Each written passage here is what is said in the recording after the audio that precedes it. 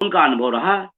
उन्होंने सीधा कहा कि आप चिंता न करिए, जब चुनाव आएगा तो हम मुद्दों बांट देंगे। और अभी वर्तमान की बात मैं करूं, अनुदेशक, शिक्षा मित्र, किसी पे चर्चा हो रही है? सदन हो, मेन थीम की मीडिया हो, चर्चा कहां हो रही है?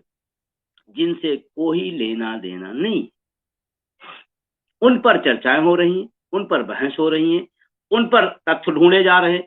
अरे ये देखो कि अनुदेशक 8,000 7,000 में अपना जीवन यापन करे, ये वर्तमान का मुद्दा है। इतनी महंगाई में सांसदों ने अपने वेतन बढ़ा लिए, अनुदेशक की महंगाई नहीं लगेगी। और मैं एक बात मैंने एक दिन महसूस किया इस बात को, महंगाई कम होती है तो उससे सब लोगों को राहत मिलती है। जैसे अनुदेशक 7,000 पाता है तो 40 रुपए किलो टमाटर उसको भी खरीदना है, 1,00,000 वेतन पाता है 40 रुपए किलो उसको भी टमाटर खरीदना है। तो महंगाई जब कम होती है तो सबको राहत मिलती है। लेकिन ये बात शायद राजनेताओं को समझ में आती है कि नहीं आती है? अपनी महंगाई उनको दिख गई, लेकिन और लोगों की महंगाई नहीं दिखी है। तो मेरा इतना है कि हम अपने लोकतांत्रिक तरीके से अपने संघर्ष को बढ़ाएं, अपने संगठन को मजबूत करें। हाँ, एक बार जो आप भी कहते हैं और मेरे मन में भी आता है, एक आध बार थोड़ा प्रयास भी किया गया, लेकिन पता नहीं क्यों लोग इस तरह प्रयासों में खुले मन से नहीं आते। वो कोई पूर्वाग्रह लेकर आते हैं, कोई चीज लेके आते हैं। अगर सरकार हमारे साथ गलत कर रही है तो हम सरकार की आलोचना कर रहे हैं, इसमें कौन सी गलती है? इसमें कौन सी गलती है? अगर हमारी ओपीएस नहीं दे तो हम कहेंगे सरकार गलत कर रही है। तो कुछ लोग उसे दौर में दबे पांव दूसरी बात करने लगते हैं।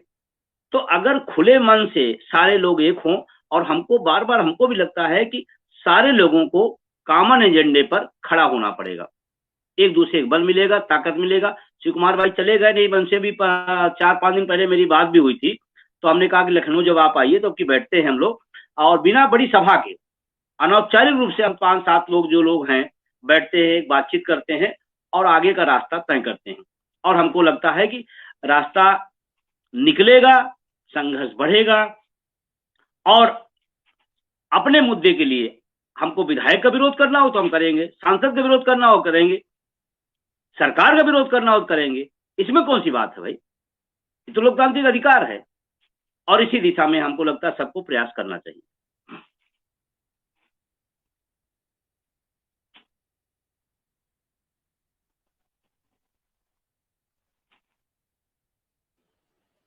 बड़ी विस्तृत बातचीत बंधु जी ने कही, विक्रम सिंह, और बड़े काम की बात की कि अगर संगठन एक नहीं होंगे, पूरा शिक्षा मित्र और अनुदेशक एक नहीं होगा, तब तक वही आपकी बात, मैं यही बात तो पिछले काफी समय से कह रहा हूं।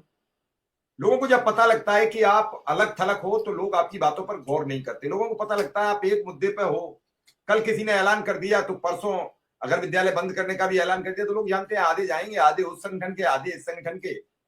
विजय बंधु जी को याद होगा कि संयुक्त मोर्चा बनता है और एक संगठन जाके अधिकारियों से मिलकर ऐलान कर देता अब नहीं धरना होगा। वो कुछ मांगे मान ली है, कुछ कल मांग ली जाएंगी। दूसरे दिन जब वो दूसरा संगठन नहीं मानता तो उसके कुछ नेता बुलाए जाते हैं, पता नहीं हड़काए जाते हैं, डराए जाते हैं, वो गायब हो जाते हैं, वो आते ही नहीं धरने में, वो धरने की पोस्ट ही डिलीट कर देते हैं। अब वहां ऐसे कर्मचारी और अधिकारियों से शिक्षा मित्र अनुदेशक लड़े तो लड़े कैसे? जब विजय बंधु जी समझ रहे होंगे जो मैं कहना चाह रहा हूं कि जब ताकतवर लोग जो आर्थिक मजबूत है वो नहीं लड़ पा रहे हैं, वो डर की वजह से ऊपर नीचे कर रहे हैं, तो शिक्षा मित्र अनुदेशक कैसे लड़े? विक्रम सिंह सर देखिए समस्या क्या है, मैं तो बहुत नजदीक से देख रहा हूं। आजकल लोग संगठन में पदाधिकारी इसलिए बनते हैं कि उन्हें सिर्फ और सिर्फ अपना स्वहित साधना होता है। मैं बहुत जिम्मेदारी पूर्वक इस बात को कह रहा हूं, हो सकता है बहुत लोग इससे मुझसे सहमत नहीं हो, लेकिन मैं 13 साल का अनुभव मैं देख रहा हूं। 13 साल में बहुत सारे ऐसे जो संगठन के पदाधिकारी हैं उनको बड़े नजदीक से देख, वो सामूहिक हित की बात कम करते हैं। और विजय बंधु जी तो भाई अपने आप में जिस प्रकार से पूरे देश में ओपीएस की लड़ाई को लड़ रहे हैं, और विजय बंधु जी से तो बहुत कुछ सीखने को मिलता है।